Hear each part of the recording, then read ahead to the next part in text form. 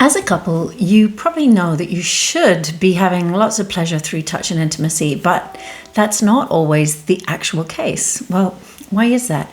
The thing is, it's not as simple as just seeking pleasure, not just getting a nice manual and touching each other's bodies and doing step A, step B. It doesn't always work. Why? The reason is because this body is actually a bit of a minefield.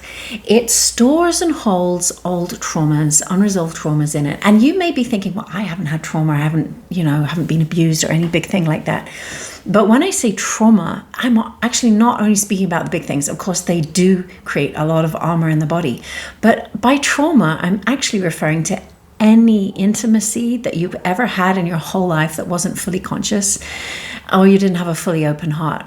And then that's a lot. All the times you were like a drunken teenager, grabbing and grasping. Also times like in public, I remember being on a bus in India once, like having to hold on up here, and there were hands like coming and touching my body. So any unwanted touch, any unconscious touch, any unloving touch that you've had, whether it was classified as sexual or otherwise, it can also be things like some old auntie coming and like hugging, kissing you, and you're like, Urgh. What happens there is that does create and register a trauma in the physical body. And by registering it, our body kind of like freezes and contracts and armors up. So it can be armor all over the body. I'm pointing to the bits you can see, but of course, especially around the most vulnerable parts, which would be the vagina for a woman, the anus for a man, any kind of opening area that goes, any orifice that goes into the body, or anywhere particularly sensitive and vulnerable, any erogenous zone. These areas are particularly sensitive. And so when they are touched in non-consensual, non-conscious ways, then they contract and freeze and armor up. So move on later. Here you are in a loving relationship. You found a great person to relate with. Everything's hunky-dory. But you notice there's a part of you that freezes up, contracts when you're being touched by them. Or maybe you've even reached the point where you kind of try and avoid intimacy or certain types of intimacy because you just can't find pleasure. You just can't open up into them. Even though in your head you should be able to. This is a perfectly nice person, right? That's because the history is still in our body. So when I'm working with couples, I'm teaching the couple, I'm teaching each person in the couple how to understand each other's body, how to read these signs, which is nonverbal, often non-cognitive. So we're really looking for holding the breath, contracting, bracing, signs that there is still trauma in the body, and then giving the keys to unlock it. And this is the miracle that happens through Tantra. So when a couple sign up with me and come to do like a Tantric massage course or the Art of Tantric Touch, Tantric Intimacy, Seven Veils, any of these courses, often they're like, oh, let's go and learn this nice touchy-feely thing.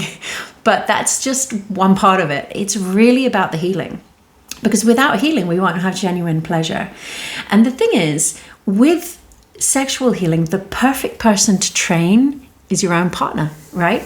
I mean, you could go find a professional and have a professional session, pay lots of money for it. But that's going to cost time, money. It's hard to find a safe professional. It's often not even legal in your country to have intimate touch and so on and so forth. Complicated. But if you train up as a partner for each other and you learn how to heal each other, then this adds a whole extra dimension to your intimacy, because it's not only about having pleasure together and going and making love. You can also have time for healing, giving each other healing sessions, tantric healing sessions, or integrating it in. Maybe you're having pleasure and you're making love, you're touching, and then suddenly you see a moment of bracing and you know what to do. So that's what I like to teach couples, is teach them how to move through those moments, how to show up with loving presence, how to touch and hold the body in that moment, to bring it back into safety and to actually heal and clear that trauma out of the body, giving us even more capacity for pleasure, which is our birthright. So this is what I love to teach couples. If you've been looking at the tantriccouple.com and you've been thinking, oh, it might be nice to go on a retreat, you might also have some resistance as you look. And that's the interesting part. Where's that resistance coming from? Often it is those parts in our body that are like, I don't know that I want to be massaged by my partner. I kind of rather avoid that. This is where we need to go, the place that has been in avoidance, and to bring it what it actually needs so that you can genuinely open up and have more pleasure in your life. If you want, come find me. And I do couples work on thetantricouple.com, and I would love to support you through that journey of healing.